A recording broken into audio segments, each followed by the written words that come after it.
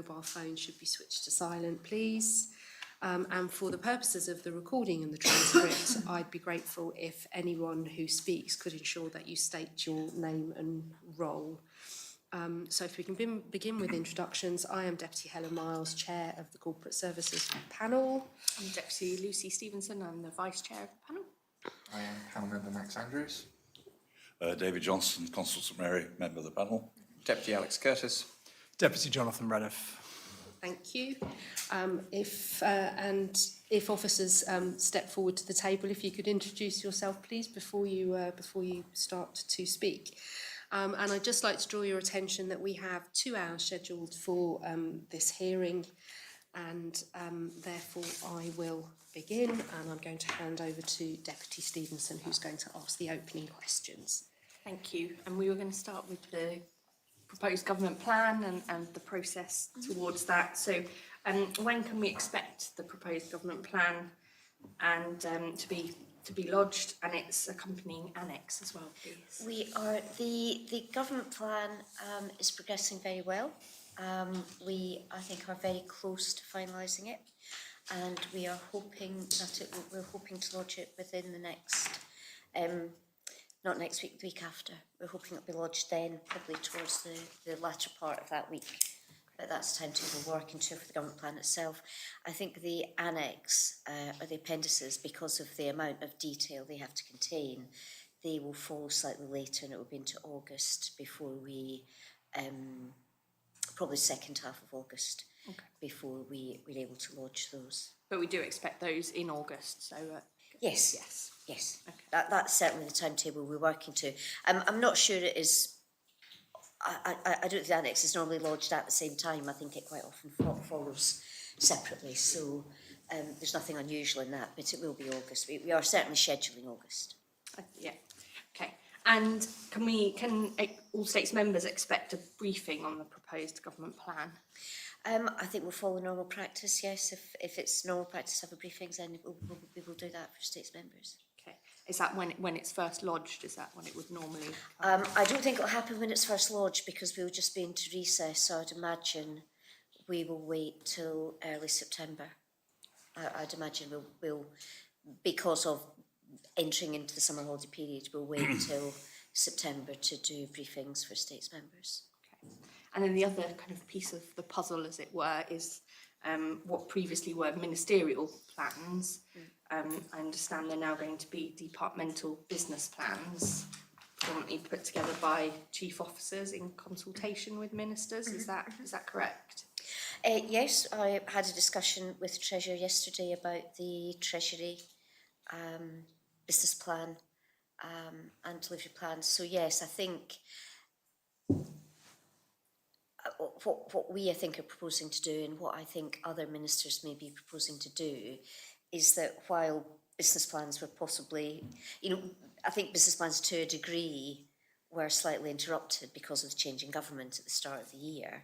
So given that we're now into July, I think what we are going to do is deliver basically an 18-month plan that will cover the rest. We will have a plan very soon that will cover the rest of this year, 24 and 25. So it's an 18-month plan, and I think other ministers are looking at doing a similar thing. So I had a session looking at first drafts of those yesterday, and there will be some further work. And do you know when those will be published, the business plan? Expect it September time at the latest. September at the latest.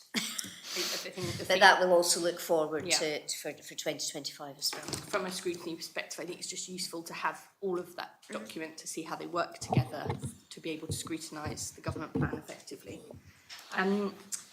Could you update us on the considerations of the cost of living ministerial group, which was put together to look at how islanders could be supported, and if there are any proposals from that group that are forming part of the government plan?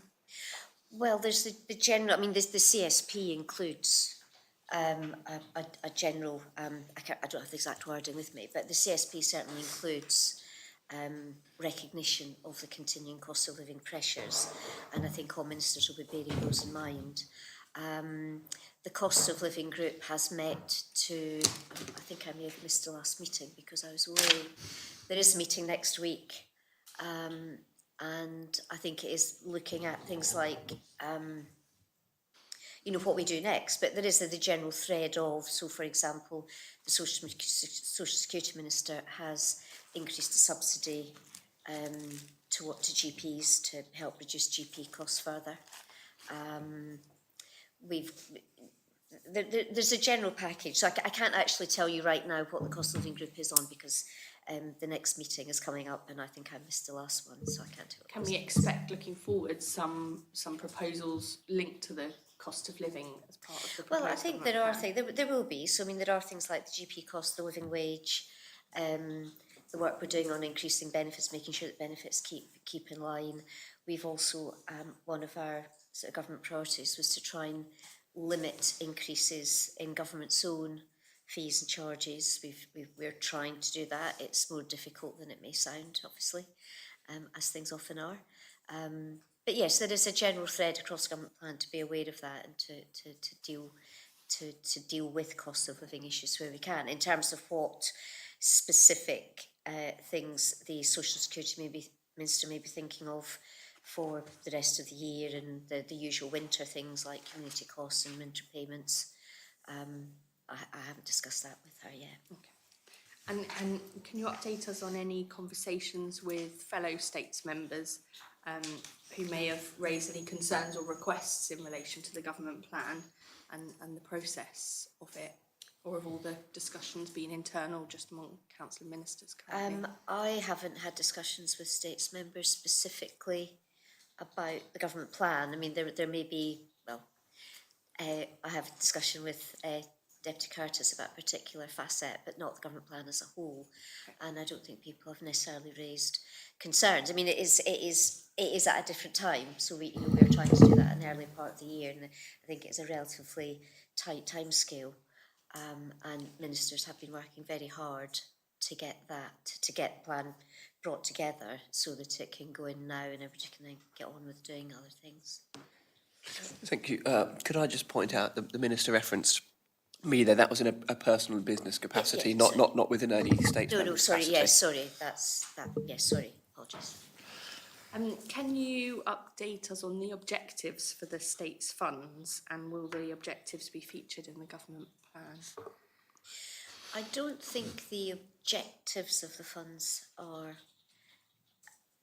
the funds in terms of the Social Security Reserve, the Strategic Reserve. I don't think there is any demand or desire or need, and not that anybody's come to me and said about the objectives, what those funds are there for. Those funds, I think the purposes are set out in statute, and I'm not aware of a reason to change the objectives. So I believe there's a scrutiny, I think it's a scrutiny recommendation, but based on a recommendation from the Fiscal Policy Panel, that the Council and Ministers must ensure that the objectives are clear and policies are adjusted in line with the objectives. And it says this work should be carried out and reported on prior to the lodging of the next government plan. And I was just wondering when we can expect that. I have to ask the Treasurer about that. Treasurer, can you help with that?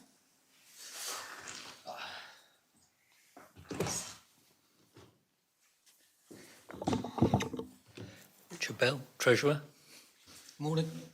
So the government plan does set out the work that's been undertaken, or will set out the work that's been undertaken in respect of the clarification of the purpose of the strategic reserve in particular. So we've set out what that will be. That will be in the government plan. Trying to get ahead of the next question. If you look at the purposes as laid out for the strategic reserve, it is somewhat a patchwork of a number of States Assembly decisions, many of which have not been tidied up previously and some of which are now obsolete but still stand on the statute book. So not on the statute book, on States decisions. So that is where we focused our attention for this government plan moving forward. Next government plan, probably stabilisation fund, although I think the purposes of stabilisation fund are clear. Social Security funds, those purposes rest, of course, with the Minister for Social Security. With regards to the strategic reserve, can I ask why that one's been prioritised first? Possibly because the FPP said we should. You said all 25 actually, but yes. Well, Yeah, so it's, well, I would say it's the one where there are successive states' decisions that have amended the purposes of the strategic reserve, which when you sit with them all on a page, it's not very clear. And in actual fact, you probably need to have been around for a while to understand where all those decisions came from. Those decisions have not subsequently been tidied up in subsequent states' decisions. For example, there are still ones sit there that relate to the last but one, or maybe even the previous one to that, hospital proposals. So it still sits there. There's no subsequent decision that has taken it from the books in terms of states' decisions. So this is just tidying that up and clarifying the purpose. Can we expect any marked change from the approach we've taken to the strategic reserve in the past? And I'm thinking specifically, are we expecting this government plan to propose taking any large amounts of money out of the strategic plan, the strategic reserve, perhaps? Well, we're getting into the territory of what will be in the government plan in yes, a couple of weeks. which we can't discuss, obviously. That might be a yes. It might be a no. Might be a no. It's you'll have to wait and see what's in the government plan. We look forward to it. Deputy Andrews. Okay, thank you very much. Just obviously following up from the questions that Deputy Stevenson was asking you, Minister, do you believe that it would be a sensible approach to be depleting the strategic reserve to assist the Council of Ministers in terms of delivering the government plan? The strategic reserve is there for specific purposes. You know, my understanding of strategic reserve, apart from all, and I had forgotten we'd had this discussion about all these differing priorities now for it. I mean, my understanding of strategic reserve is there to deal with economic shock, you know, for real economic downturn in a major sector. So it's there for a real crisis. It's not a piggy bank to dip into when we think we need it. Now, there may be times when that's appropriate. There may be people who have views about that. But we also have the recommendation of the FPP that we should be looking to increase it, and that is certainly where my focus has been in terms of how we increase strategic reserve and get additional funds into it. Okay, so as Treasury Minister, what will you be doing to ensure that the value of the strategic reserve is increased? Again, there will be something in the government plan about that. Okay, and can I just ask, Minister, is this going to be a short-term approach, or will we be setting out a long-term approach of the strategic reserve? Long term in terms of how we build it up, because we can't just. I can't remember the number that the FPP were suggesting. You know, we can't just suddenly create a big chunk of money in that. We can't just take a whole chunk of money and put it into strategic reserve if that then impacts on essential spending, the delivery of public services. There has always got to be a balance with, we still have to have the money to deliver essential services, and then it's how we also get the money to save. And I'm not going to say for a rainy day because everybody's idea of rain is different. But yes, it is a long-term view, and we are looking at a long-term view in terms of how we replenish or build the strategic reserve, and also how we replenish the stabilisation fund. Okay, thank you, Minister.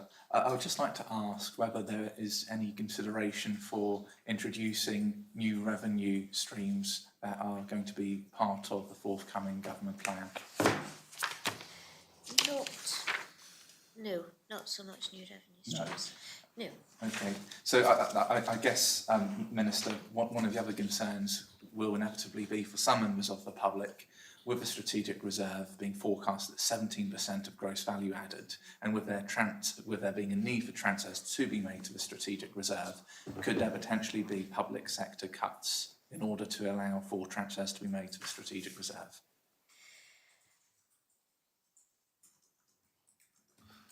No, I don't think so. That's not my No, view of it. that is not the strategy. We're in danger of narrowing down question by question what actually is in the government Yes. plan, but the government plan is We've got another hour and published. 45 Things that are not in the government plan that must be these, but the We were strategy is expecting a- not. The strategy is not to deliver cuts to spend in order to put money into the strategic reserve or to grow the strategic reserve in the future. Okay, thank you very much. Minister, obviously we've touched on the stabilisation fund before as well, and with the stabilisation fund having a fund value less than £600,000, what actions are you taking to restore the stabilisation fund over your term of office? That is something that is under. That is something that again is under review, and do we have something in the government plan about that as well? So We certainly have. We are looking at a long term. We have been looking at a long term strategy for the stabilisation fund, but again, that's not something we can discuss here. Okay. At this moment in time, Minister, and I have to ask you this question, if the economy, for instance, was to contract, and usually what we would see as a Council of Ministers would be utilising the stabilisation fund, so what fund would you be using in the event that the economy contracts and we do see a negative output gap within the economy? So in the event of that being the case, we'd have to consider other options to fill the gap that is left by the stabilisation fund not being in place. And can I ask you, Minister, and this is of course a political question, Okay, sorry. what options would you be considering in that scenario? Well, that is a very hypothetical question, and I think you have to A look very at... relevant question, It though. is relevant, but it is hypothetical, and you have to look at the nature of the emergency, who it impacts most, what support government can give, whether government should give, because we now seem to, post-pandemic, be in a situation, and I was just thinking that this morning, where government has to step in every sense of crisis, and I think governments have... people possibly have got too used to government stepping in.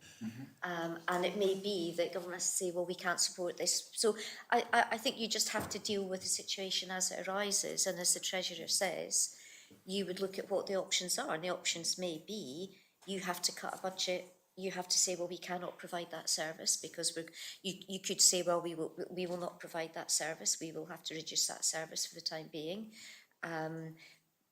There are councils in England shutting swimming pools, for example. You know, I'm not necessarily saying that would be our first port of call, but you would look to you may look to what services you can cut. You may look to are there reserves you can go into.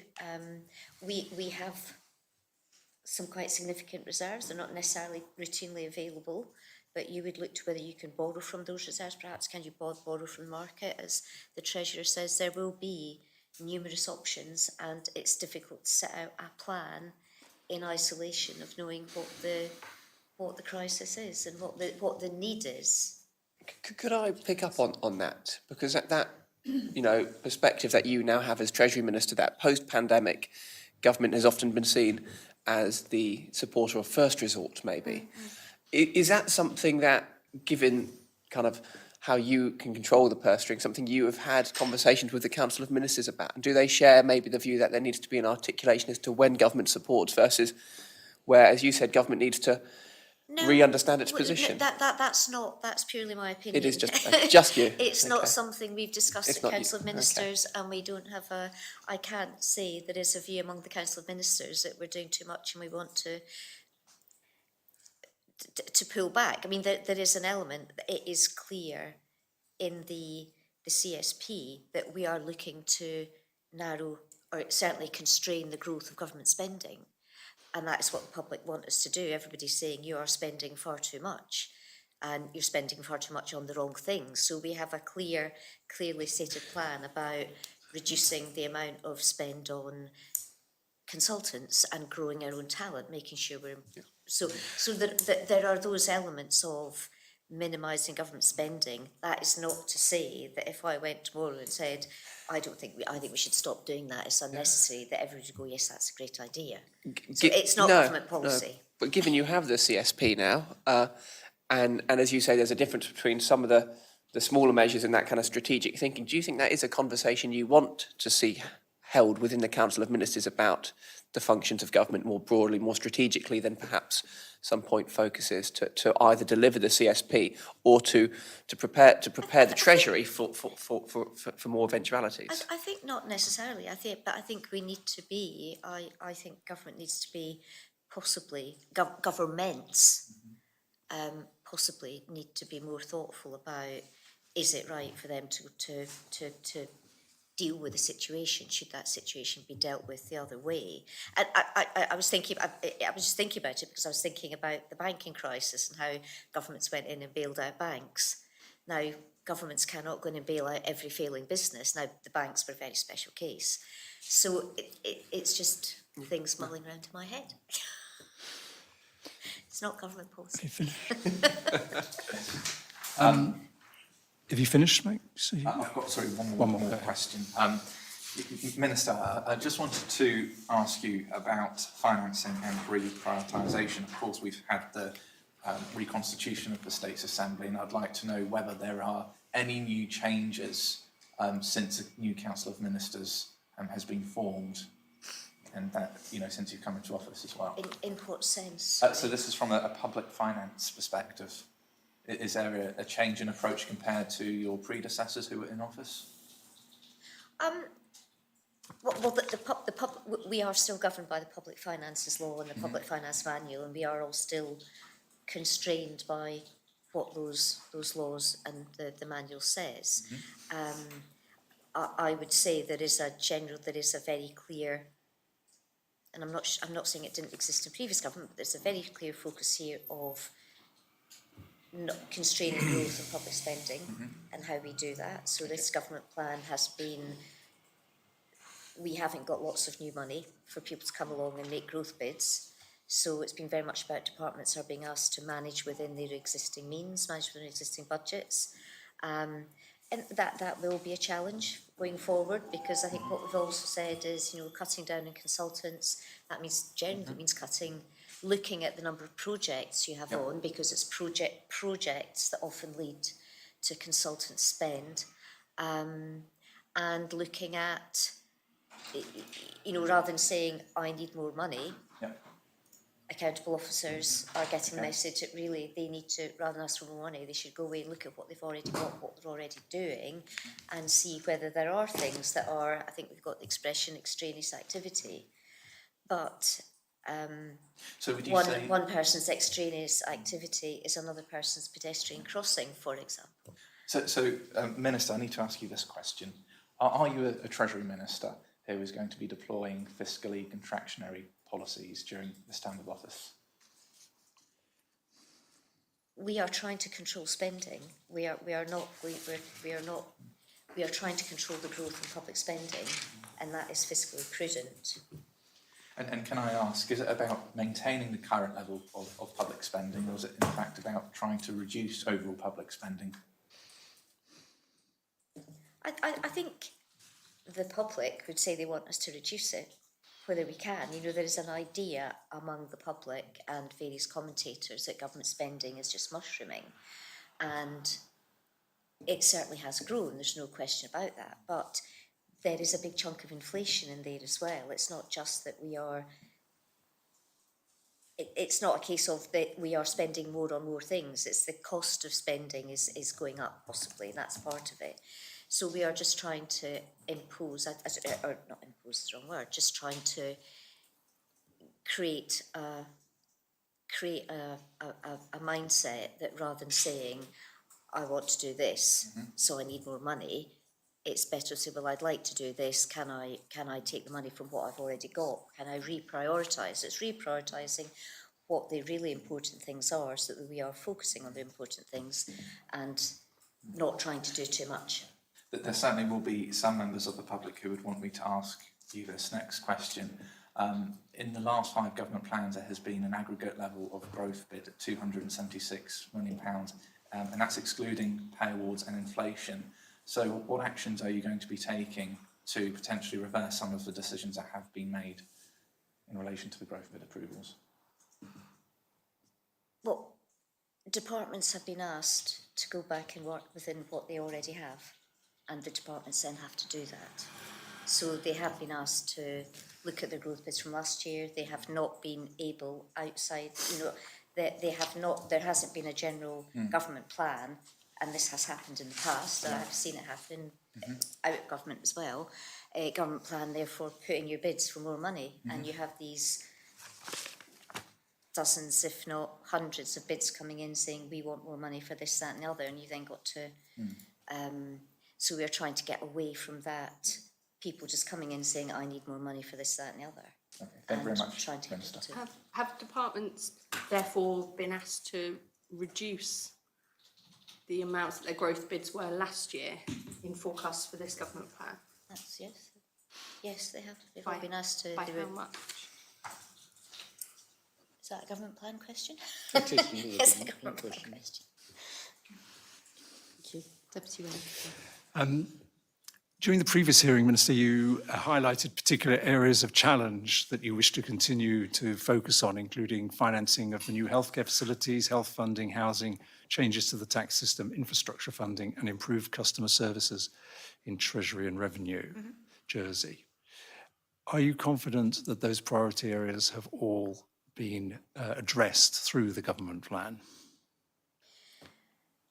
That was big. That was a big list. Some of them are not necessarily government plans. So services in Revenue Jersey may not necessarily be about spend. The comptroller could discuss that later on. But these are all things that have been. I think those are all things that have been discussed in the government plan process. And you're confident, given that you've made them priorities, that you have the resources to deliver on them? I'm not sure they were my priorities. There are priorities that need to be looked at in terms of where the demands are. But we are working through that, and it will be what we've reached will be in the government plan. The previous government plan included allocated funding for the Public Service Ombudsman. Does that continue into the next government plan? I'd have to come back on that one. I think there's well, again, we are getting into what's in the government plan, what's not in the government plan. But I think the whole concept of the ombudsman is under consideration. I think we talked about that last time. I think not everybody is convinced that an ombudsman is, and I know the Law Commission have commented on this recently, haven't read their report, but I think not everybody's, we are not necessarily convinced that the ombudsman is the right way to go, so that is being considered generally. But, so you can't say at the moment whether that funding stream continues either under the Public Service Ombudsman heading or under another heading? But as I say, that is a government plan question. Okay. In terms of the hospital financing, ministerial priority one, I think, of yours was to provide financial and commercial support for the new healthcare facilities through facilitating appropriate and affordable funding strategies and providing financial and commercial advice. What steps have you taken to ensure that that process is enabled and happens? Well, we have that, Richard, in terms of the technicalities.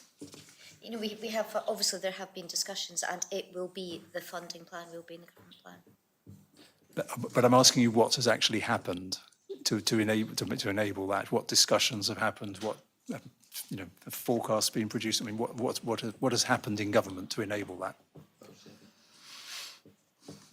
The NHF team receives advice from Treasury. There is a dedicated finance business partner for that particular programme, so we're in lockstep with that team in terms of providing advice. That's providing advice in respect of both the costs, the business case that comes forward and such like. It's not necessarily doing all of that. There are other people developing the case that will come alongside the plan. In terms of the financing strategy, so the financing of that funding, if you like, that is squarely a Treasury responsibility, and Treasury have developed that, and it will be in the government plan. what approach was taken in terms of that funding strategy for the healthcare facilities? It's obviously a very large sum of money, whichever way we're going to look at it. And so I'm interested to what extent perhaps it was given a priority over other spending things. In other words, was it the baseline, everything had to be built around that, or was it balanced against other priorities? I mean, this may be more of a political question, really, because this is about discussion, ministerial discussions, really. How did you balance those demands for healthcare, for the healthcare facilities funding versus other things? I think it's a clear priority for the island. We have got to fund the hospital. To me, there is no doing nothing is simply not an option. That is absolutely clear. And the public are, I think the public are very frustrated about how long the hospital's taking. We all know that, and we need to get on and build that hospital. So it has to have a degree of priority, and other things will fit in. There are lots of priorities. Some people have bigger priorities, and everybody has a different view of priorities, and we have to juggle that.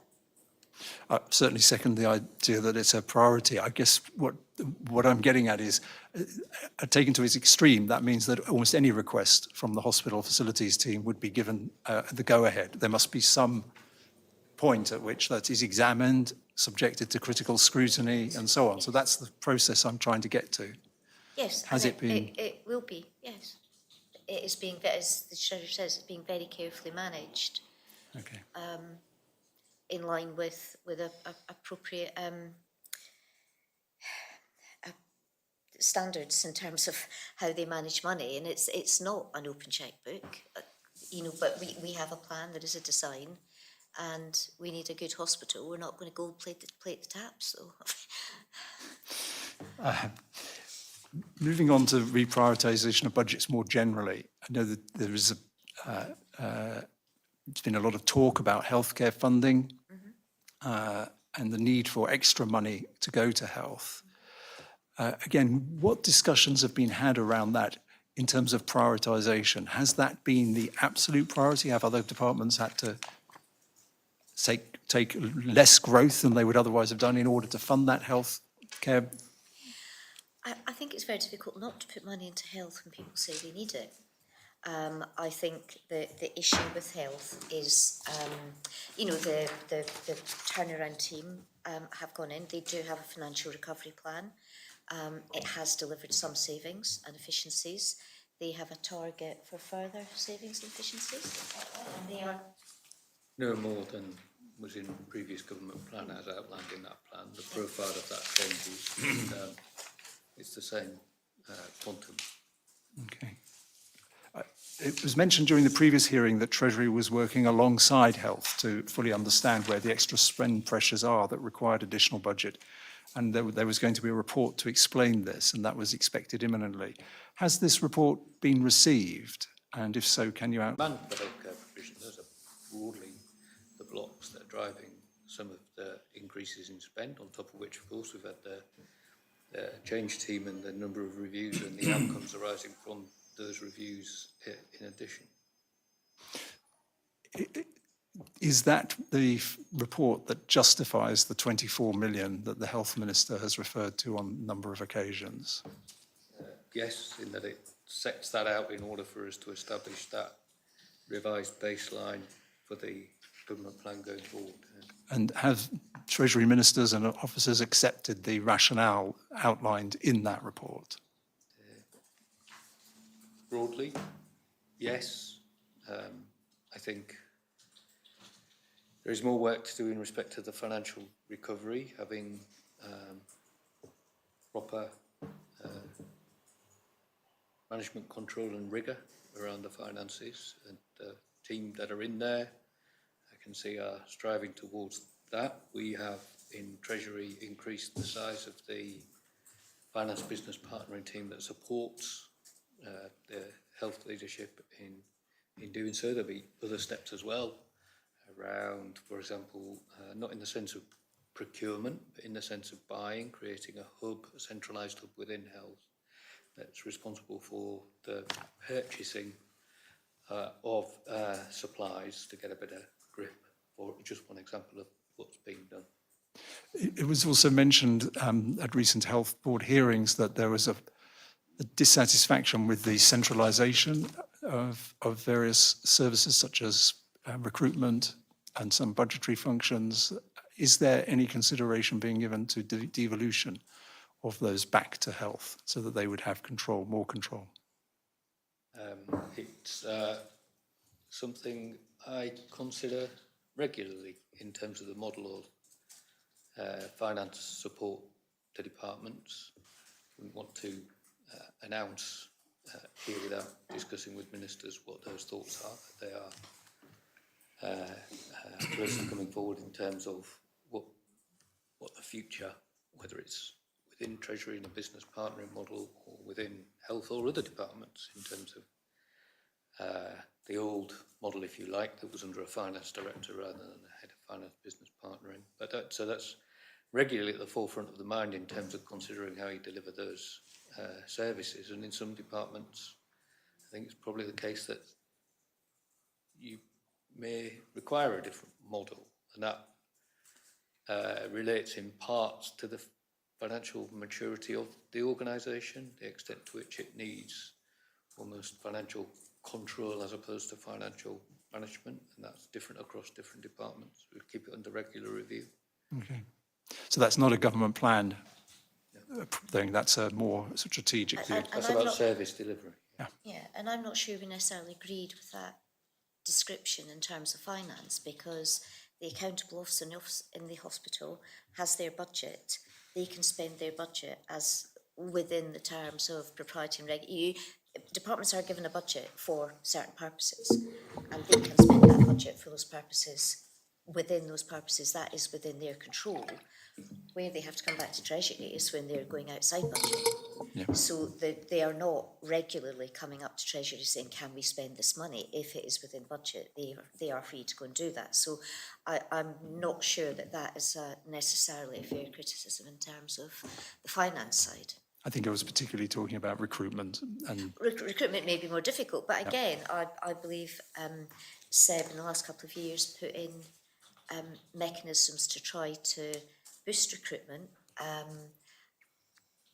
And my understanding had been that those were working very well in terms of boosting recruitment. Certainly they did in education. They were also being rolled out into health. But yes, most people have challenges with recruitment. the 24 million then has a justification in a report which ministers have seen. That makes it... Ministers have not seen. There's a report that supports the government plan. Yes. Okay.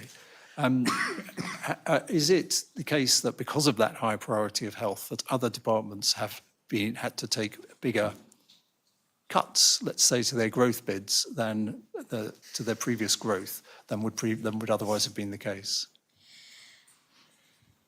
I don't think that's just because of health, but certainly health, as in very many jurisdictions, if they have a need for more money, it's very difficult to ask them to make cuts, particularly if the cuts are going to impact on patient services.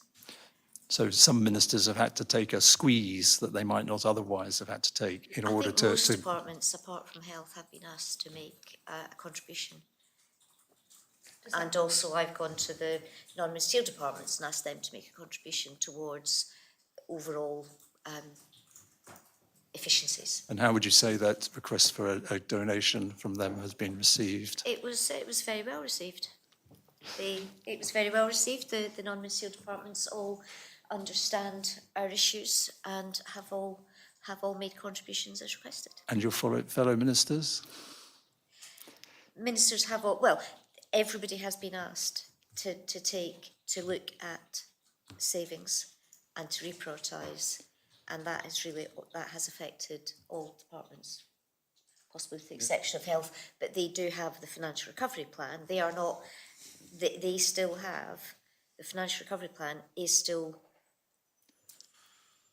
requiring a degree of savings and efficiencies from health as well. They are not completely immune. No. Can you update at all on the financial recovery plan? When will it be completed, or is it already completed? It's an ongoing. In terms of delivery against it, I am due to get the June financials across the organisation, and that will update senior officers and ministers as to progress against the plan. They delivered the 3 that was in there for the 2023. We've asked that officers are happy with the ambition of the profile, which will see an extension of the profile to a more realistic level of savings based upon what we've seen to date. But I'll get the half-yearly results probably this afternoon, actually. How disappointing they're not ready already. But there was a little civil service speak there about, could you be a little bit more precise about, you say a more realistic profiling? Is that a bigger savings or smaller savings? When I use the term realistic, it doesn't usually lead to higher. It's the same saving over a longer time frame. Okay. Given we've seen. Can I just? Yeah, sure. Just a quick follow-up, just to confirm then, when we say that all departments, apart from health, so psychs and education as well, have been asked to make savings. So there were inherited savings from the last government in the previous government plan approved by the Assembly. There were not necessarily detailed plans in place for those savings presented by the previous government, approved by the Assembly. So we were developing the plan against a revised savings target. I'm not going to get into what the scale of that is. I'm re-announcing what's in the government plan again, but working up plans to deliver next year and the following year's savings target, far more detailed for 2025 than 2026, in line with the direction from the Council of Ministers relating to curbing growth, okay, around delayering management, around looking for unnecessary or extraneous, I have to keep looking that word up, activity within government, and that's where the focus has been, protecting wherever possible, actually, and plan R that contribute to the financial recovery plan. But you're right, patient income is within there. Recently signed off on increases in terms of private patient tariff. They are almost, not entirely, but mostly related to the insurance market, in that the insurers are the organisations that pay those fees. There's a great deal of discussion around looking at the fees that are elsewhere and understanding what the reactions of those insurers would be. There's reasonable comfort that those increases that have been signed off are not going to lead into a reduction in business, but are what you might find elsewhere and are tolerable within the marketplace with insurers. Hopefully there's not too much civil service speak in there, but increases have been agreed. Increases are, and identifying patient income increases are, and patient income, I'm talking private patients, and therefore mostly entirely the domain of insurance providers, as opposed to some of the user pays charges, for example, in radiology. So I'm making the distinction between the two. Private patient income is usually more often than not paid through the insurance companies. Okay. My understanding is that the insurance companies already don't pay the full costs of much care in Jersey because... Cost and increases coming through. Yeah. Okay, all right, thank you. Okay, thank you. Public Finances Jersey Law 2019 requires the Council of Ministers to take into account sustainable wellbeing, economic, social, environmental and cultural wellbeing of the inhabitants of Jersey over successive generations when preparing the government plan each year. And we noted that within the ministerial response to the previous panel's review of the 24-27 government plan, that an improvement had been made in demonstrating a broader perspective of how that statutory factual requirements had kind of trickled through the government plan. So what steps have you as Treasury Minister taken during the preparation of this government plan to further improve that commitment to sustainable long-term wellbeing? Well, I think I mean, this cuts across all of government, it cuts across all of the council ministers. I think our particular contribution to that is in terms of what we're doing in terms of trying to increase the work and the thinking we've been doing in terms of trying to increase the value of the strategic reserve and the stabilisation fund. So I mean, those are specific with Treasury.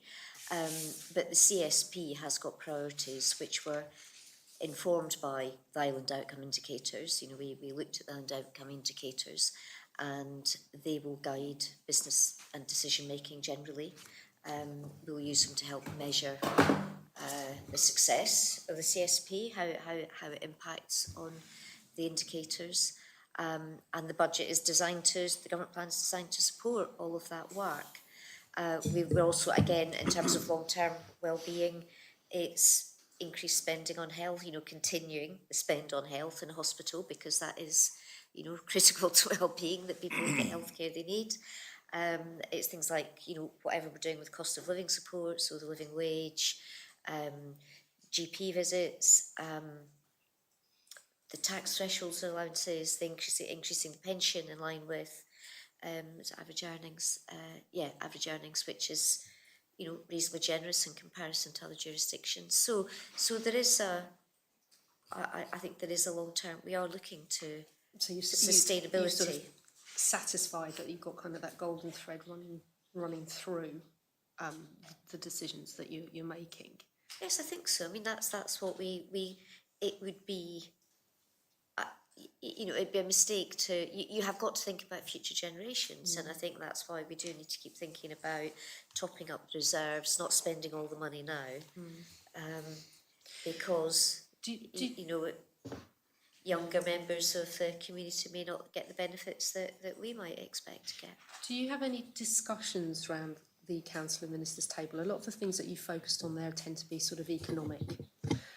So, you know, reducing the cost of GPs, but part of sustainable wellbeing is also a kind of cultural perspective, certainly environmental perspective, and I know we've got the carbon neutral fund and everything. Yeah. But have you had any discussions at all about kind of gender sensitive budgeting as part of that sustainable wellbeing at all?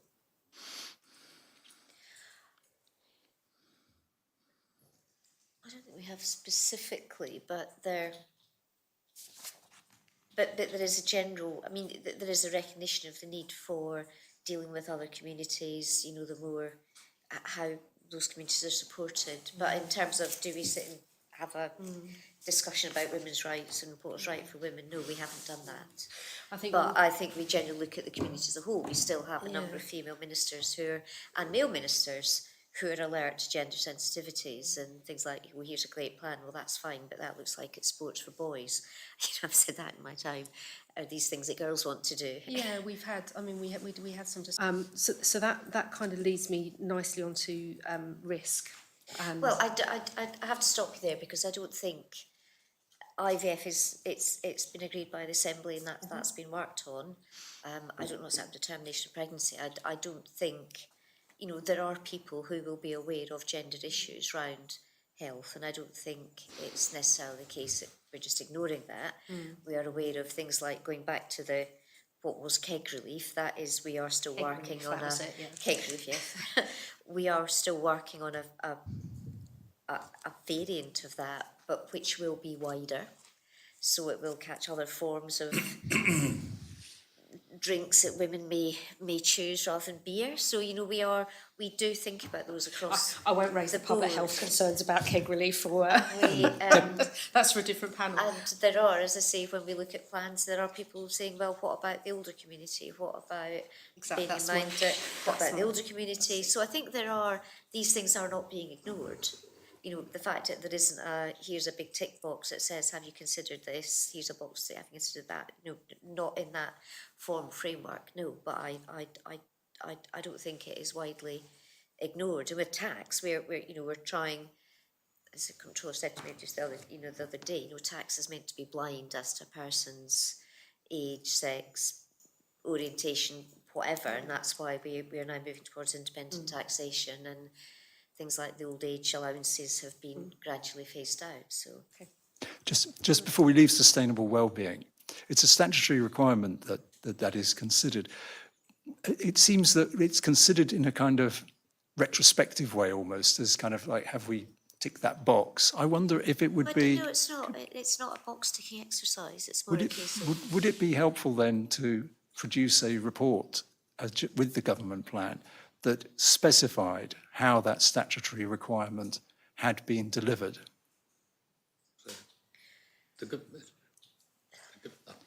If I wasn't here, I'd be reading and editing the draft of the government plan. The government plan, as it has in previous years, will address how that statutory requirement has been considered. I think in particular for this government plan, however, they've got a very recent CSP approved, and that CSP is more granular than you might have previously expected, in that it's for the remaining term of office for the Assembly, which is 2 years. So it's very live in terms of setting this government plan, and from my perspective, when we're drawing all of that together, it's laid out the priorities of the Assembly and government in that 2 year period. They, as the Minister said, they come from those what they call future Jersey indicators and measures, and they largely map across to sustainable well-being across the economy, across community and across environment. So those priorities are agreed by the Assembly as the priorities that therefore the government plan reflects. So I would say that even more so with this government plan, given the immediacy of the CSP and then the government plan that's following, the CSP is, the sustainable well-being is front and centre. That strategy has been agreed by the Assembly, and that the priorities are there. What I would say, however, is that that's the government plan. The government plan always appears to focus on the increment, be it growth or be it saving, and that's where the plans that fall out from ministers in terms of their own priorities within their departments address those issues also. The government plan is just not in isolation, but as I say, that's flowing from the priorities that have been identified through the CSP process. Could I just check once more kind of on that, because the 2024 to 2027 government plan does have a section on sustainable wellbeing. It does outline the key areas, economic, all the ones you mentioned there, environmental and so on. But it does feel, like Deputy Renniff has said, that many of those were threads to things that ministers wanted to pursue, and it's almost in some ways a retrospective reporting as to whether or not that obligation was met. Will we see in this government plan a narrative about how sustainable wellbeing, being that statutory requirement, was the driving force of decisions? So in essence, we see the how one can, I don't want to say it is a box tick, how it was meant, but why it was chosen to address sustainable wellbeing. You know, is there going to be a greater narrative about that kind of, that vision, that direction? I think there's a real challenge with doing that generally, because you say, well, ministers have what you do, but the CSP says do this, and the CSP, to a degree, has to address. I mean, one of the first questions was, what are you doing about the cost of living, which is right now. So yes, we do have things here which is about addressing the cost of living right now, but you do also have to continually be thinking about, is there money for the future? So But that's a really interesting narrative. You know, supporting people right now means Yeah. we're supporting the sustainability of the island in the long term. You know, we're supporting housing so that people stay here for the long term, that they don't all leave. So I think a decision that is entirely about the right now will also feed into the longer term. I guess what I'm asking is, that narrative you've just given us here is the balance that has to be taken into account when modelling for a sustainable future for generations.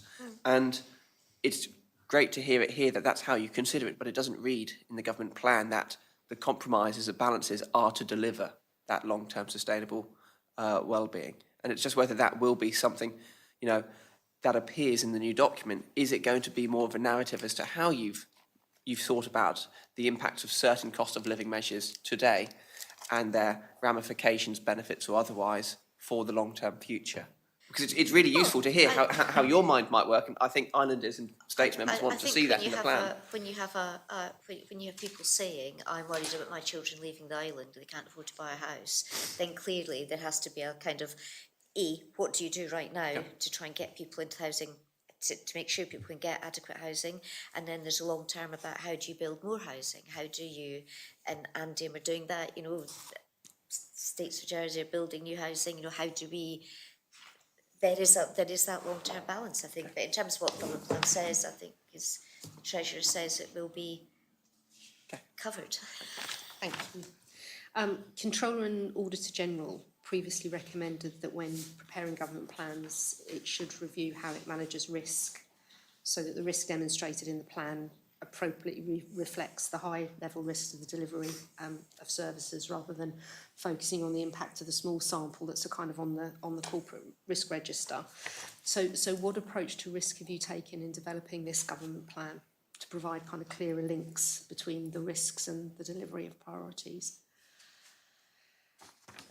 I mean, Council has looked at risk. I mean, you do think about risk. We have had sessions early on about risk, what the risks are for the island, and then we've all worked from there. But the government plan will have to, you know, everybody has a risk balancing exercise when they're doing their plans. And I think it links back into Deputy Renev's point about kind of health sucking all the money. You know, there are other frontline services, Justice and Home Affairs, for example, SIPes. And I think what we're looking at is some assurance that there isn't kind of a salami slicing going on in terms of reduction. And what steps are you taking from a risk perspective to ensure that those risks are properly mitigated, despite the fact you're trying to balance budget?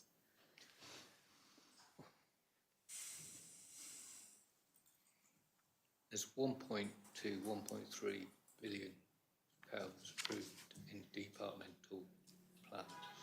When a government plan focuses inevitably on where the growth goes or what additional income above the last forecast goes, that's not to say risk management is purely about the growth or the saving, or where the saving is. The savings are less in the form of, your phrase not mine, salami slices. They have been guided by those principles that I covered earlier, in terms of identifying, in particular, where we might shape, for example, the government capital programme in the government plan. Risks in particular are at the forefront of minds, along with political priorities and priorities that arise from the demographics or the state of the estate, which is, of course, state of the estate is about risk. Cybersecurity and therefore investment in IT is often about risk. One of the risks that are high up there are risks to the future financial sustainability, of course. So achieving balanced budgets, having policy in place with respect to the strategic reserve, for example, address risks as well. So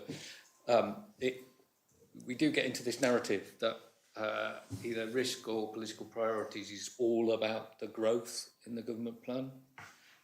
Politically, and it's in the CSP addressing curbing growth, and in actual fact, in terms of the envelope, it's not that much different to previous envelopes in terms of the income forecast.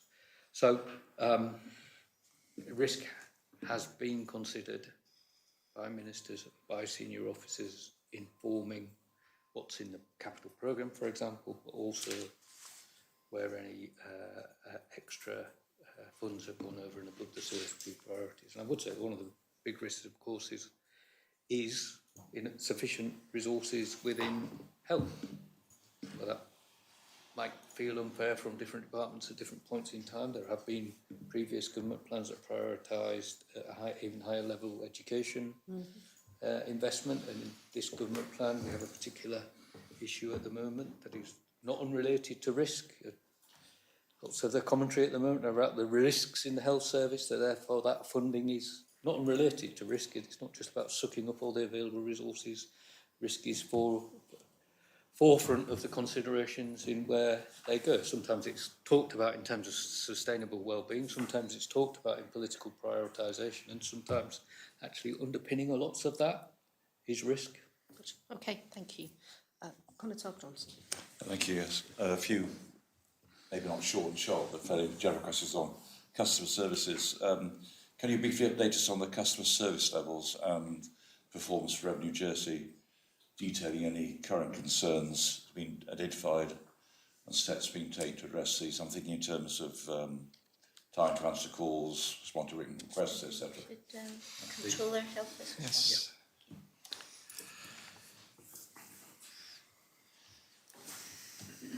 Good morning, Richard Summerskill, the Controller of Revenue. Customer service is continuing to improve gradually. It's always a challenge in a small revenue administration. The main channels through which customers communicate with us are the telephones, the help desk, and what we've increasingly been doing is encouraging islanders to use our suite of online forms. Now, in respect of the telephones, personal income tax is the big player. We continue to get hundreds of phone calls every week. We're currently answering about 87%.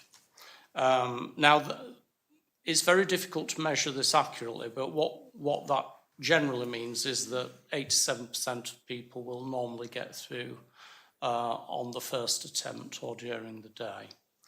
The help desk, we still get, on average, 50 to 75 people coming in every day. They get tickets and are answered on a queue system. And routinely 97% of tickets are satisfied, which means that people come in and pick up a ticket. 3% of them don't wait. Is that because of the long waiting time? It could be. What we do on the website is advise people what the current waiting time is, and we have advised them to avoid the peak periods. Not unsurprisingly, the peak period is around the lunch hour, so that is when people may decide, if there's a very high volume of callers, that they don't want to wait. The online forms have been a real game changer, and we've had them in for over a year now. So for most people, most enquiries can be dealt with online. An awful lot of the enquiries we get are around ITIS effective rates and so on, or a query about a tax assessment. We say that we will always try to reply within 5 working days, and certainly for the first half of this year we've been responding within 2 to 3 working days. So that's taking the pressure off. The more people who are prepared to deal with us online, the easier it is to get through on the phone when you phone, or to be seen at the help desk. We're also continuing with the community help desk, which is very popular indeed, but not vastly used. So our last one was in St Clement, and I think we had 11 people come to see us there. It seems to serve quite an important function for people who maybe can't face the journey into St Helier or waiting in Philip Lefevre House. So it's particularly popular among retired people, I would say. Just to give credit where it's due, I know there has been one affecting my own parish residents and was well received. Right, so. Yeah, it is very popular, certainly.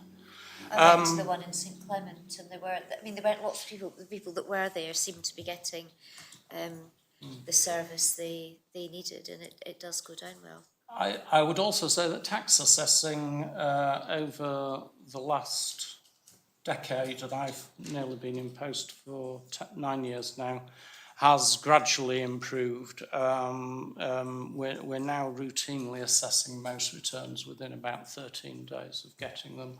Again, online has been a game changer. So over the past 3 or 4 years, we've got to the position where more than half of islanders submit their tax returns online. those can be processed very quickly indeed, particularly if they're relatively simple tax returns. So I would say overall that customer service levels are in a fairly good place. We will still and always will get complaints and disputes about tax assessments and so on. And the ITIS rate system is always the big problem. I think ITIS rates, for all sorts of reasons, can be quite volatile. Particularly if people do not keep us apprised of changes in their income or their family circumstances. And the message I keep giving every year is that the earlier people file a tax return, the better, because an ITIS effective rate only lasts for a calendar year. If you put your tax return in early, you get an ITIS effective rate early, and it is likely to remain stable for the rest of the year.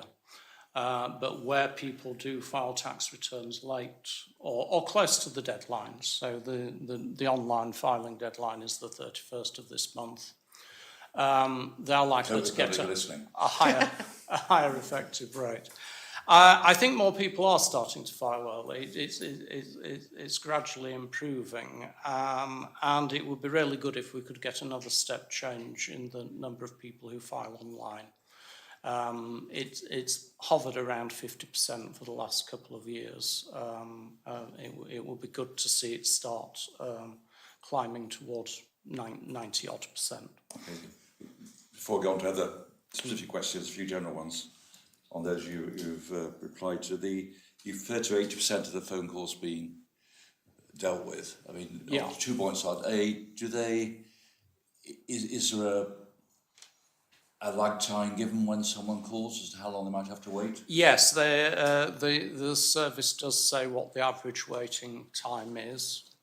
When we answer the phone, our policy is to offer a once and done service, so we try not to limit people to time. If they've come with a query, we seek to answer it there and then. We will usually try to make sure that all of the customer record details are up to date at the same time. Okay, and the online requests, is that gathering as distinct from online filing? This is general inquiries. So if people have a question about something that's happened, their tax assessment. So, for example, up until these forms were available, we were prepared to accept emails from people. And the waiting times for responses to those could be 30, 40, 50 days. Now, that was partly because when people wrote to us in a free-form email, they wouldn't necessarily give us everything we needed, and we had to go back and forth. What the online forms have done is make sure that when somebody asks us a question, they give us all the information that we need to answer it. So that's why we've been able to make such a step change in the answering period. Yes, okay. Actually, you prompt a further question, which is that states members are often asked to help with their constituents' affairs, and it has been useful. I've done it myself, email something in with hopefully the right information and got a swift reply back. That facility is no longer available, so because we can't email in anymore. Am I right in saying that? Well, the online form is perfectly capable of taking free-form text, so we don't try to limit people. And for states members, if you're writing on behalf of a constituent, you can still write in the normal way.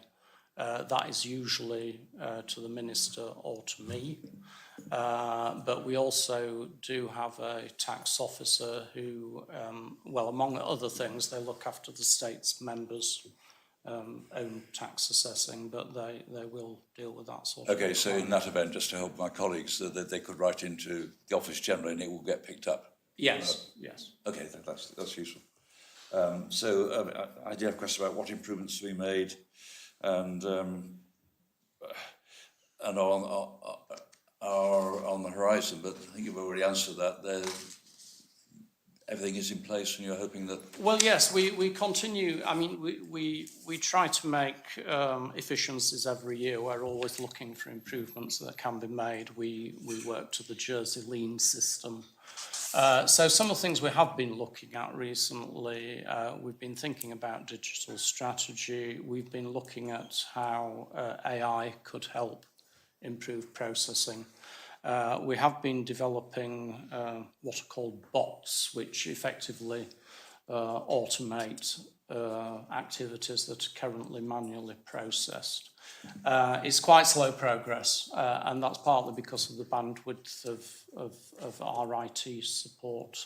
You know, we have some ideas we want to trial, but we're in a queue to get the support to trial them. You know, we continue to make processing efficiencies where we can, and we continue to talk to the Minister where we think there are changes that could be made. For example, to ITIS, we've made quite a few minor technical changes to ITIS over the last 2 or 3 years, which have made the process simpler and reduced footfall. Okay, thank you. And my next question relates to the differential between personal customers and corporate. There's a distinction at your end as to how they're dealt with. Well, we have different teams, and that's partly because the levels of training and expertise and specialism call for different people to deal with different work. So we have teams, for example, that focus very closely on pension tax, people who focus on corporate income tax, people who focus on personal income tax, GST and so on. So, you know, there are teams that are dedicated to parts of the tax system. Okay, in fact, you've answered my question, which I had thought through, which is that for me to send an email on a matter, actually, I was able to do it in a corporate case, but not a personal one. But you've already answered that by saying, in either event, I could do Yes, I mean, form. I would say if you have any problems, just send me an email. Quite a few states members write to me or the Minister, and then I get it to Not the sure you right want to person. encourage them, but they are. But the online forms can be used, and they are working very well indeed. So I think one of the big challenges over the next few years is to get as many people as possible interested in and used to engaging with us online, because that undoubtedly helps the whole system work better. But obviously there are some people who still prefer to deal with us by written correspondence, won't receive emails and so on, and we do accommodate that. Thanks. A very general question about resources. Is revenue resourced sufficiently well, as far as you're concerned? I would say so. I mean, I think over the last 2 or 3 years, you will have seen that ministers and the Treasury have supported business cases which have allowed us to grow. Certainly over the last 10 years, the landscape has been interesting because at one end of the spectrum, we've made efficiencies and reduced staffing, and that's largely in clerical tasks. But at the other end of the spectrum, we've had to invest quite a lot in international tax work because of the number of international tax treaties we're now a signatory to. We have grown our compliance activities, sort of traditional tax inspectoring type work, and there's more to come. So. We've been able to make some quite reasonable efficiencies with investment in new technology and so on, but we are also growing. But I mean, certainly I've had strong support from the Treasurer and ministers for getting the right resource into Revenue Jersey to manage the whole of the business. Before I hand over to Deputy Renner for a question, I mean, are there many vacancies, and do you have any challenges in certain departments? I mean, there have been redundancies, and it's been suggested that the knowledge has left the department with that. Is that unfair? Well, we do run with vacancies, and that is partly about managing pay bill. There are peaks and troughs in the business, so we will always use overtime, and we will always use flexible working so that we can manage the peaks and troughs through the year. We can have issues with recruitment and retention. That is particularly so at the very technical, internationally competitive end of the market. We have had to recruit some quite high tax specialists to help us deal with some of the OECD work. They are in demand in the Middle East and other places, and the Middle East can routinely offer 2 or 3 times the size of salary I offer. So, you know, it can be a challenge to get the right people with the right skills. Okay, Richard has a very international department. I understand that, yes. Very international in there. Just on that subject of resourcing, do you think you are adequately resourced to deal with tax evasion? With tax evasion? Yeah. Well, the government has invested more resource in tax compliance activities over the last 3 or 4 years. So if I went back to 2017, I would say that we had very little resource going into compliance work. That's both evasion, avoidance, just error and misunderstanding. We made a preliminary business case for a few people, and over the last few years we've tested the concept. And it's undoubtedly true that, you know, that there is error, misunderstanding, avoidance, and in some cases evasion out there. And we're growing our capability to deal with it. We had to do quite a lot to bring this about. So if we've wound back the clock 10 years ago, most of our tax penalties were criminal and hardly ever used. So the first thing we did was devise a suite of civil sanctions and penalties, which have been introduced over the last 9 years. We also had a major overhaul of our criminal sanctions because quite a few of those had also become lapsed effectively, and they needed to be updated. So we are now in a position where we have a good suite of civil penalties, and we use those most of the time, as most tax administrations do. And then we do have the ability to prosecute where it's appropriate to do so. And earlier this year, we did have the first prosecution relating to employer compliance, ITIS and social security in quite a long time. So between ourselves and the Attorney General, we are very carefully looking now at cases that can be brought into the criminal courts on an exemplary basis occasionally. But as will always be the case, we will normally use civil penalties. Yeah, so throwaway comments, interesting concept, and maybe could be taken on by the departments that civil penalties work better than criminal. You'll have more likely to use them apart from things. Anyway, that's not for now. Yes. My final question it relates to current position for payments on a prior year basis taxation, and then the impact on the recent state decision through by way of approving P16 to extend by 2 years the deadline to remove the liability. Yes, so the States Assembly agreed that the scheme could be moved to September 2026. So people have to make their election by then of how they want to pay it.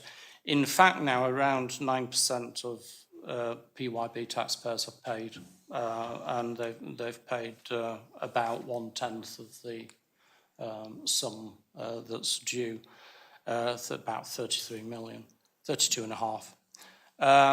There's also about another 21 million that is no longer deferred. Now that occurs where people have left the island or a person has died and it becomes a liability of the estate and so on. So about 50 million of the 350 million is already in the in the Treasury coffers. Okay, and going back to the debate, there was concern about recovering this tax from estates and people having left the island.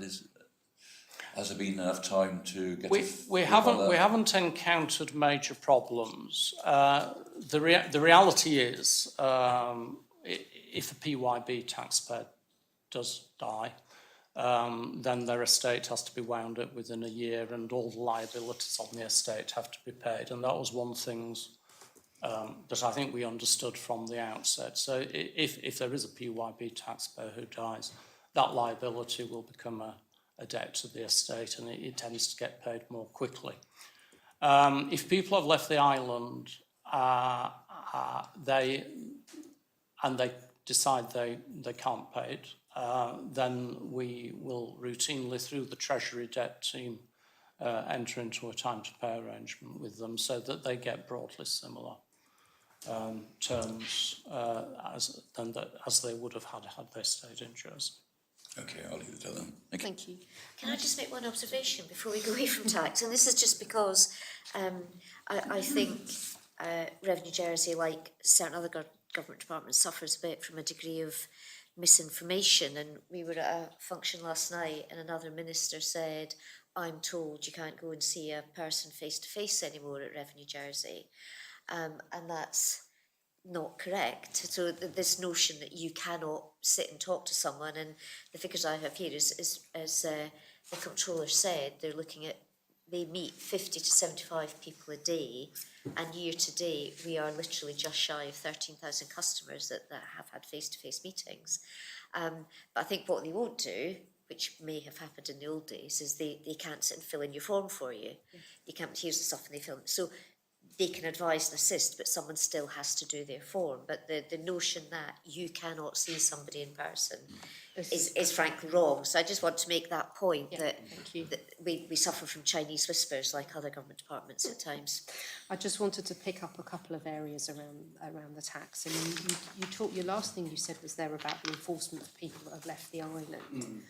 And you implement a time to pay arrangement. Have we got mechanisms of recovering tax if people just leave the island and then just don't pay? Or is it not worth the while to pursue people to do that? Well, there are a couple of things. First of all, it can be done. The Treasury has certainly historically had contracts with bailiffs in the UK who can occasionally pursue debt. We're also under the new UK double taxation agreement looking at introducing what's called assistance in collection of debt, which I think we've discussed here before. That is yet to be finalised. The UK was putting it on the back burner for a while. We've not been able to attend to it as quickly. But before too long, there will be an agreement, and that will mean that I will be able to collect debts in Jersey on behalf of HMRC, and HMRC will be able to do the same for us. Sorry to clarify, that relates to the UK only. I seem to recall my student days as a cardinal principle, one jurisdiction won't enforce the revenue. It is the only jurisdiction that we will have that agreement in place with. I cannot rule out the possibility that other jurisdictions will ask for it in future when we come to review double taxation agreements as well. Which leads us really nicely onto double taxation, the petition. Ah, yes. You responded to the petition titled "Make States Old Age Pensions Exempt from Tax." As of this morning, there was 4,392 signatures, so we're getting to the kind of states debate territory, aren't we, I suppose? What message would you sort of want to give to the members of the public that have signed this petition, who are really concerned about their double taxation? And in such cases, do you think that pensions should be exempt from tax? Well, my message to them would be to read the response, because I think the response sets out the position very clearly. I don't think it is fair to say there's double tax. The vast 50% of pensioners don't pay any tax at all. we have a tax threshold that is very much bigger than all the other UK family, if you like, and other comparative jurisdictions. So if your only income is the state's pension, you will not pay any tax. You could have up to £20,000 of income before you pay any tax. And arguably, as I mentioned earlier this morning, the tax system is designed to be blind to age, gender, all these kind of things. Now, to me, it would be very unfair if a pensioner earning £25,000 was not taxed, where you had a single parent, going back to your gender identity, a single woman with a child was paying tax at a similar income. So there has to be a degree of fairness, and by exempting older people, you are putting pressure on younger generations. I think there's misunderstanding about the Social Security, the contribution. It doesn't just pay for pensions. Pensions aren't just funded by your own contribution, they're paid for by taxpayer contributions, they're paid for by employer contributions. And those are not, the idea that those are not exempt from somehow carved out of tax at the time they're paid, but even though you could be paying Social Security pensions as a 35-year-old and receiving Social Security benefits and then still get a pension, whereas somebody could be paying the same contribution and not receiving any benefits because they don't need them. So I think as a matter of fairness, I think if we made the pension exempt, we would be benefiting wealthier pensioners to the potential prejudice of young people with families. Thank you for that. That's a very quick thank you. nutshell. Thank you for that explanation, and I think it kind of leads on to what you said previously, both of you really, and certainly yours, Minister, about, another minister said to you, well, you can't go to tax and see anybody in person, you've got to do it online. And then the point that you made was that you'd like to move from the 50% online access to kind of the 90% access. What strategies have you got in place to kind of improve the communication and to kind of bust some of the myths around tax? We have produced an awful lot of printed material, largely through the government's communications team and the graphics and marketing people. And I think we've produced some very good items that have informed people about things like the PYB change, independent taxation. We've also produced help guides on how ITIS works and how payment on account works, because I think the payment on account system is quite confusing. So we've put quite a lot of effort into that sort of thing. We do also do some sort of YouTube video type things, although I don't think as many as perhaps we could. And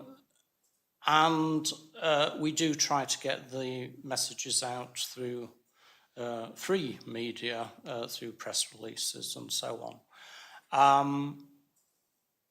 I'm sure we could do more. One can always do more when it comes to communication. I think that we've had this conversation as well before, haven't we, around the independent taxation, and it was something that we noted in the comments to the proposition. Given the benefits that it would have to your departments to actually nail the communication, is there merit in bringing in some specialist support into your departments?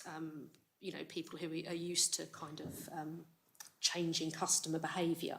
Is that something that you've considered? Well, we've drawn on the government's communications team, and the government communications team has recruited that sort of person. I'm conscious, of course, they're under pressure to shrink. But we have been very grateful and relied very heavily on the central communications team over the last few years. And I mean, I could send you a sample of them, but some of the things we've produced, I think, are top notch. I think there is still, this very deep issue of how to penetrate some people's consciousness. And that was the foundation of my question, really, because if you look at certainly UK government, they had a nudge unit. Yes. And they used nudge And really, really effectively to encourage people in the UK to actually respond when you had a final demand to a bill and all Yes. the rest of it, because it just seems to be a constant theme. Indeed, yes. It's a very constant theme, and I think, you know, whether it's actually worth looking outside of the states to do something a bit different. I think part of the issue is, you know, there are always people who are commenting and putting out information that we consider as misleading. And there is very little. If somebody is interviewed by the media and gets on TV saying this is all terrible, and the media covers it in a certain way, people will listen to that rather than anything we tell them. And that is always a difficulty. And I think it's not so much behaviour. I mean, we're straying into the realms of what's our bad debt on tax and how do we collect, but there's a mindset, and there is a mindset that it is not fair the pension is taxed. And the bottom line, what I'm trying to say is that for most people, the pension is not, their state's pension is not taxed. And I think Rich and I have discussed this, and I think even if you have other income, so let's say you have income above the 20,000 threshold, you are not paying tax on the whole amount. You're not paying tax on the whole amount of that 20.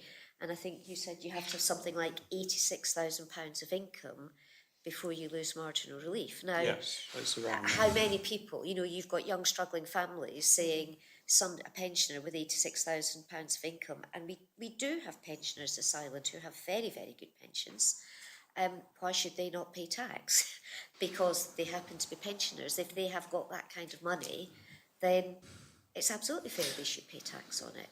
Now, obviously, that's an extreme, but I think there are some mindsets you would shift. And then I think, again, I'd just like to make the point going back to, because again, it's something we discussed last night.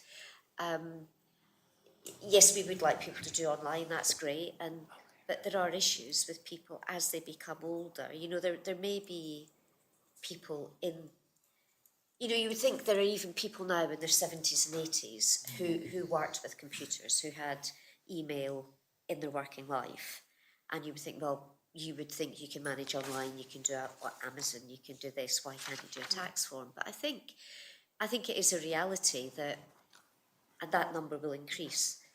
And, you know, when we're 80, we'll still be hopefully sending in emails and doing all our stuff online. But I think there is an issue as some people get older, they just simply lose the ability, you know, cognitive ability may decline, eyesight declines, dexterity declines, and it becomes more difficult. So I think, are we ever going to get to being 100% online? No. Probably not, because there will always be a community that cannot function online. I'm going to we move have on to because I'm just a find bit that. conscious of time. Did you just want to say something quickly? In that case, can I hand you over to Deputy Curtis? Of course. Brilliant. We're just going to touch on the living wage, if Yes. that's okay, Minister. And the State Assembly have made a commitment to the living wage. However, the final financial pressure this puts on small businesses has also been noted by ministers and members. As Treasury Minister, what dialogue and involvement have you had with the ministers leading this work stream, and how will Treasury be facilitating the provision of monies to provide support to businesses for these initiatives? I don't think it would be fair to say I've had any significant dialogue with them directly about this. This is being the package of support for business is being driven specifically, I believe, by the Economy Department with input from Social Security.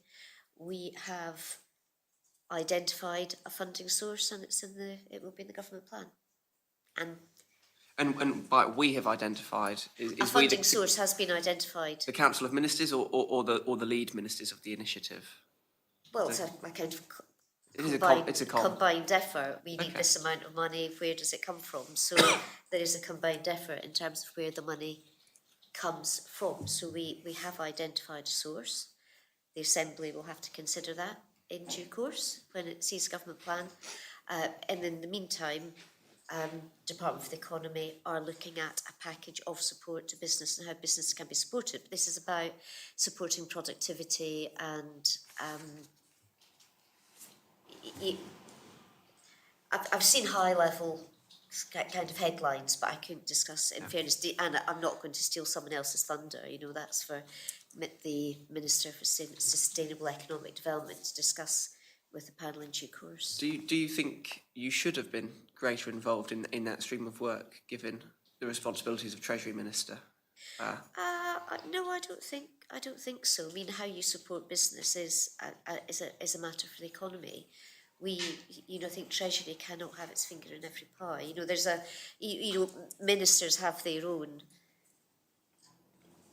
their priorities and what they want to do and what they are asked to do by Council of Ministers. So in this case, we will have a living wage, but that has to be counterbalanced with a package of support for business. And those ministers have to then, it is for them to go away and devise that package with their officers, with the appropriate degree of stakeholder consultation. And I don't think Treasury necessarily needs to be involved in that, other than our role is, where does the funding come from, and are there wider impacts for government? Government is already a living wage employer. I was going to ask, because, reflecting on the words you're describing about tax earlier, you and the Comptroller, about being blind, and in essence through that being fair. It would seem to me that the role of Treasury in agreeing funding packages is also a level of oversight into feasibility, fairness, and kind of equity. And do you see that then within this package as part of your remit is to ensure that when a package comes forward, you look at that oversight? No, I don't think that is for Treasury. I think that is for economic development, because it is an economic issue. The living wage and the impact on business is an economic development issue, and I think it's right. It sits with the economy, and that they think that works for the economy and for the business community. Isn't it the case, though, that you have overall responsibility for the shape of the economy, the state of the economy, and the revenues that will flow from that? If a measure was coming forward that was going to damage the competitiveness of the economy or introduce perverse incentives into the economy, would you not have a view about that?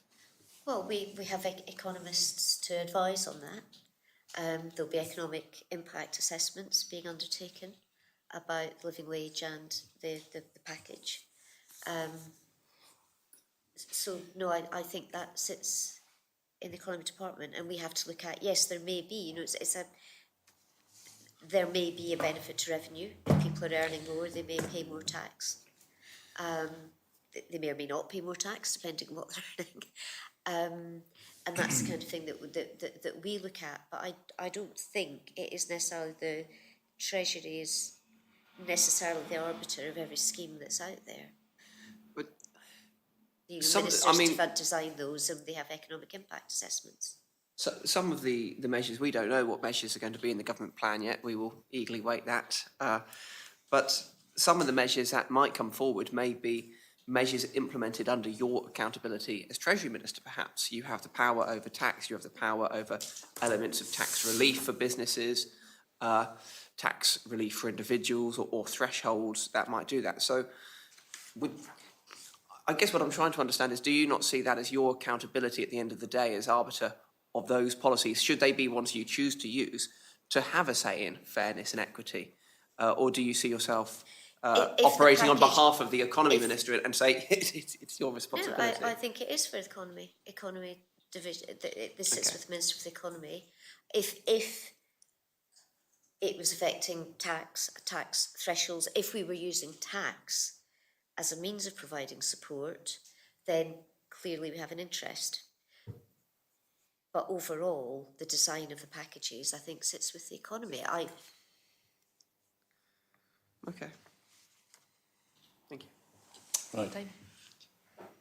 On to me, yes. A few questions on state-owned entities and memorandum of understanding. Perhaps to make the rather obvious comment that there was a time before these state-owned entities came to existence that states members were very much involved in decisions relating to the subject matter, and there's some who sort of regret the passing of that responsibility, but it does explain why there is a general concern that the MOUs should be fairly tight and reflect the State Assembly's wishes. So hence some of my pedantic questions, maybe. As a shareholder representative, Minister, with responsibility for the entities, can you please briefly outline the steps involved in the formal review process that's going to happen on these? It will, I think I said last time, I can't really say very much more than I said last time. The current MOUs, I believe, were entered into in 2022. The anticipation is that they'll be reviewed every 3 years, and we will start a review at the end of this year. And that review, I imagine, will be looking at the current MOU, it'll be looking at changes in corporate governance, and it'll be looking at whether we think we need any change in, just whether we think there are any changes needed, whether they think there's any changes needed, because I think it has to be something of a two-way process. I don't think it's a source of regret that they've been taken out of political interference, because I don't personally think politicians should be making decisions about Sorry, critical in services. case I understand, I wasn't challenged that for a Sorry. moment. I'm just saying that there are some decisions, well, by way of example, when Ports of Jersey was incorporated, the MOU had a specific clause in which said that there were no, Ports of Jersey will not sell any of its real estate without the consent of the Assembly. I mean, that's a legacy of the statesman mentality I'm thinking about. The states members like to think that they are the civil servants or the officers of the company cannot do things which would be against public policy as outlined by the states. So that's really what I'm saying. Right, Yeah. okay. Well, I would be surprised if Ports decide to go and sell off a massive piece of real estate without discussing it with me first. Yes, I And if it was something that I had to think come I've to got the to get States, details. we I would- think that bit's probably been taken out because of the understanding, but there was sufficient sensitivity at the time in corporation that they could do this. So it's against that background where we do ask questions. Yeah. I can't really comment on that. Yeah. I mean, for the 5 FSOEs, I mean, is there a priority which that's how they were done? Will be done in turn or We done will just look at simultaneously? them. I don't have a, as I say, it'll be the latter part of the year, and I don't have a particular view on priority yet. We will just look at all 5 of them and Yeah. discuss them. Okay, I think last time they were done en bloc in a way, and I'm not sure. I would expect so. It doesn't really make any, I think it makes sense to do them all kind of as a group, because so that we have a degree of consistency, other than there may be specific cases where a specific entity needs, and I can't think of an example, a specific provision or a specific concern to be addressed, but overall, my thinking would be that we should be looking for a degree of consistency over how they are governed through the shareholder relationship. Yes, but except of course consistency on some of the main provisions, but they're each individual Yes, companies. well that's what I said, there will and- be a degree of variation, but it depends on the company. We're talking hypotheticals, because until we sit down to do the review, Okay. I Well, I'm can't just trying to judge the get outcome of the it. mechanics of the review and making sure the right panels are involved. Because I would envisage that whilst corporate services, because I would imagine if we're making significant changes, they would come to CSP and the Economic Affairs. But Of course, I'm not yes. sure now that there is can I say there is going to be significant changes? No, I can't, because we Okay, haven't that's done the one review. question. Yeah. yes, I think it'd be appropriate to, on the property-related ones, it may well be that the housing security panel should be involved too. I'm just saying they ought to be tailored. Whoever the appropriate panel is will Okay. be involved, yes. So I think that's virtually it. You've, by the end of this year, have started the process, will you? In the latter part of this year, yes, we'll be starting that review, so that, well, 3 years will be 2025. We would start our review, we'd be discussing it with them. As I say, it'll be a two-way process. I don't imagine you can't impose a memorandum of understanding. I think it has to be discussed with the relevant boards, with a view to any changes and any new revisions being made in the first half of next year, and before, in line with the 3-year period. And given that the last MOU is only 2 years old, I mean, I presume there's no further thought being given to what further changes might be as yet. Is that right? Well, when we conduct the review, we'll consider Yes, that at that not point. yet. There's Yes, nothing but not yet. I current going. don't have any Okay. view at the moment.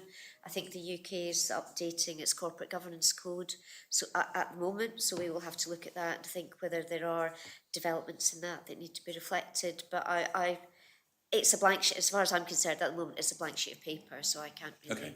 be more specific. Well, on the general MOUs, I'm happy with that. So can I move on to the, we have received, or the chair received from you, a letter on remuneration related to state-owned entities. I haven't had a chance to details in in full yet, but just to ask a few general questions on this.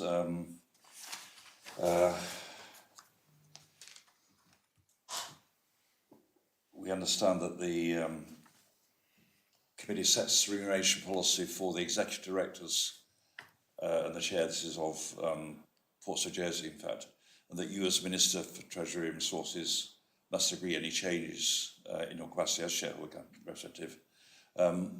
Is this correct? And can you actually outline your general involvement in agreeing remuneration of these various entities? Well, given that I've been in role for 6 months, some of this is already, will have 2023 kind of is as it is. And as long as where there are salary arrangements, those will go through normal processes, and provided they do go through normal processes, and people have met the necessary KPIs, the benchmarks, and they qualify for the payments they have received, then I think it would not be, if somebody has a contractual entitlement to something and they can clearly show that they have reached the appropriate standards and targets, then it would be wrong, I think, for me to not reflect that contractual entitlement. So there is a process, yes, the remuneration committees consider them. Any bonus arrangements are discussed with the board against targets and stretching. When I have, people don't get bonuses for doing the job, just for doing the job. They are expected to deliver more against, you know how you have a target and then you have a stretch target, and we look to people to deliver against stretch targets. So that is all done in conjunction with our team in Treasury. They are linked to the strategic business plans, and there is a process and format in place. We also have, which was approved at the end of last year, I believe, we have a remuneration framework, which I think we had an advisor help with. So there is a remuneration framework in terms of how these all work. And I've had conversations with some of the chairs about pay rises, and absolutely I challenge them about things on pay rises, and are they right, are we setting things at the right level? Is it enough to focus on that,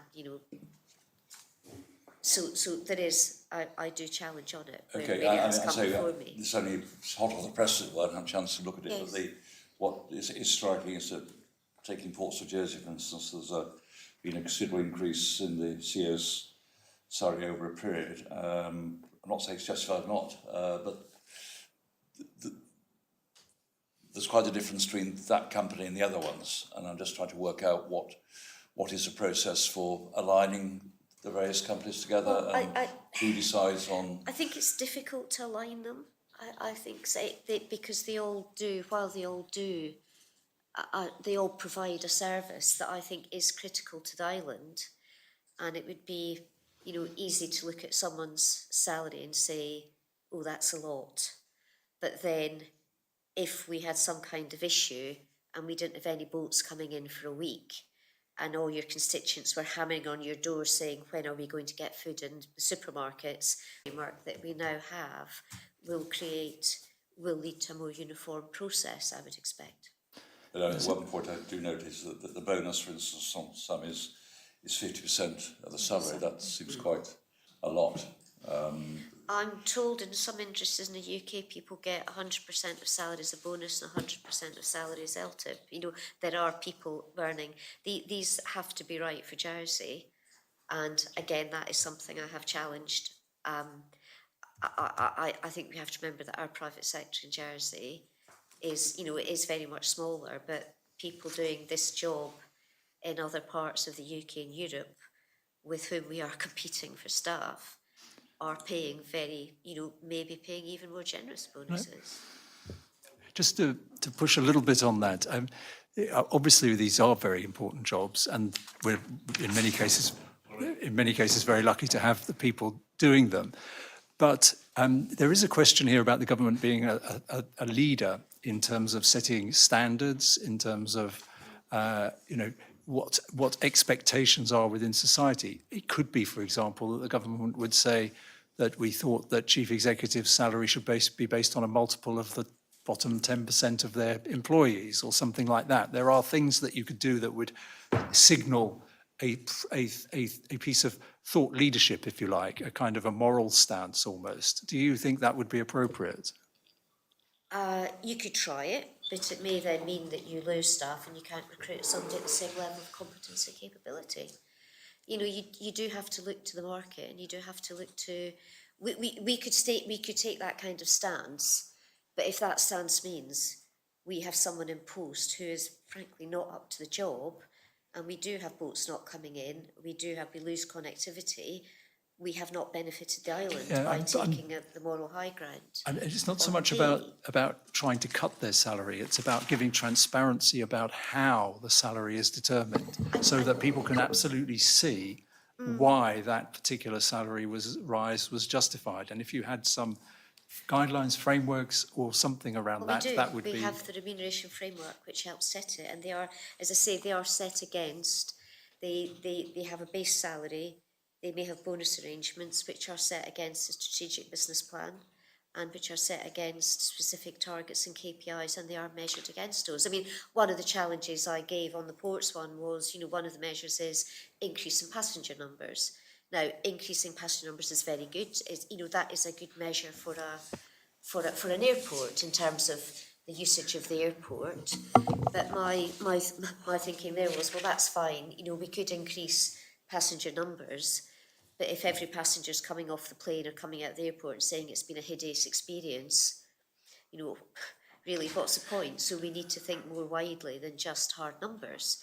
So I have been challenging them on things like that and making sure that we have got the right measures. But for some of these companies, it is difficult to set measures against certain hard financial ones where you've got shareholder value to be taken into account. So Could I just touch on a couple of the examples you gave? Because, for example, increasing passenger numbers would may be really caused by an increase in funding to Visitor Jersey and hard work by the Department of the Economy. And your example about the ships coming in, there's always a case potentially where a breakdown of the operations at the port could be completely out of control of. And I just wonder, in reflection, the islands face many emergencies and have seen civil servants, private companies, the States of Jersey Police stand up and lead with great competency. Yes. And the examples where the Chief Officer for Infrastructure and Environment, you know, has a portfolio of magnitude larger, and just how we, you know, how you square up what you described as that talent and that kind of that leadership piece you want to attract with what we've actually seen in so many examples of really good leadership from a really broad number of people in the island. we have seen really good. This is verging off, I think, possibly verging off topic. I mean, the example I was trying to make about the boats was to try to emphasise the importance of these services. And I think previous governments have made the, I think, absolutely correct decision of corporatising these so that they are not subject to a 4-yearly shift in political complexion in the Assembly. You know, it's important that you corporatise because you then have people who can drive things on a long-term strategic basis, which we can't do within the Assembly. So I think it's important for long-term strategy that we do have a degree of independence and we have people who really know what they're doing running those very specialist industries. I think the flip side of your argument is that there are people in the public service who are not paid nearly enough, but the public don't like civil servants earning money. You know, that is the challenge. We have very, very capable people, and I've been challenged by the media about this. You know, what do you think about that person earning that money? Isn't that awful? No, it's absolutely not, because if he was in an accountancy firm, he'd be earning 3 times more. You know, we are in a competitive market and people choose to be in the public service because it is a challenging career and it's a rewarding career. Okay. It may not be financially rewarding, but I think it's very difficult to, you know, we are a small island, we have a small number of these entities and we need people running them who know what they're doing and are adequately rewarded. And I think if we had visibility of some of the other salaries that are paid in the private sector in this island, which we don't have, those would not be newsworthy. Sorry, can I just make the point for clarification? I don't think any of us were suggesting that the people saying we're not worth their money, just sort of trying to get a feel for how it's worked out and the comparatives. It is looked at very carefully, I can assure And you. it may be something we'll return to when we do the revision of the MOUs. Do that. Thank you. Okay. Can I ask, Lucy, yes, could I ask one follow-up question? And to return to a question from David earlier, which does focus on the Ports of Jersey one. The question is around the increase in the salary between 2019 and 2023. And the figures that we've been provided with is that the increase in that salary has been around £165,000 over those years. Mm-hmm. If you compare that to the other CEO salaries from the other SOEs, we've got JT of 35, Andium of 23, Jersey Post of 47. And I think one of the questions that stood out to me that I'm not sure I personally got clarity on was, from your perspective as Treasury Minister and the role you play in setting those, what is your understanding of why it jumped over those 4 years, and are you satisfied with that jump? I can't tell you why it jumped because I've only been in post for 6 months. It is what it is. It has increased, and there are probably, well, he was appointed halfway through 2019, so that's probably a half-year salary you're looking at there. So the increase is probably not. So the increases, right? So if you're looking at 107 fine. to 272, okay, so it's not that's a half-year salary. So that's fine. not a full-year salary. Okay, that's fine. But Apologies, beyond that, yeah. I would imagine they've had pay rises that are, again, they don't all, they all set their own pay structures. For example, some of them, I think, will look to what the public service pay rises are. Some don't. Andium have given pay rises that are lower than the public service increases this year. There has been inflation, pay rises have been up. Average earnings was 7.7 this year. It has been, so there have been some significant rises in pay generally across that period. Yeah. So I think to look at things in isolation and go, oh, that looks huge, there will be good reason, and these are looked at very carefully. Yeah. And that figure should be 56. Sorry, Which, so I'll correct it. The one that should, sorry? where I said 165, I think it should be more like 56. Right, okay, sorry, I half year. No, that's correcting myself. Process numbers For the quickly in my head. I'm just conscious of time, and I think that's brought us actually nicely. Sorry, I'm meant to be at another meeting. Yeah, nicely to midday. So just to thank you, Minister. Thank you to the officers that have come today. There's a couple of areas that we haven't been able to ask that we'll follow up in writing, but that's really about the legislative programme.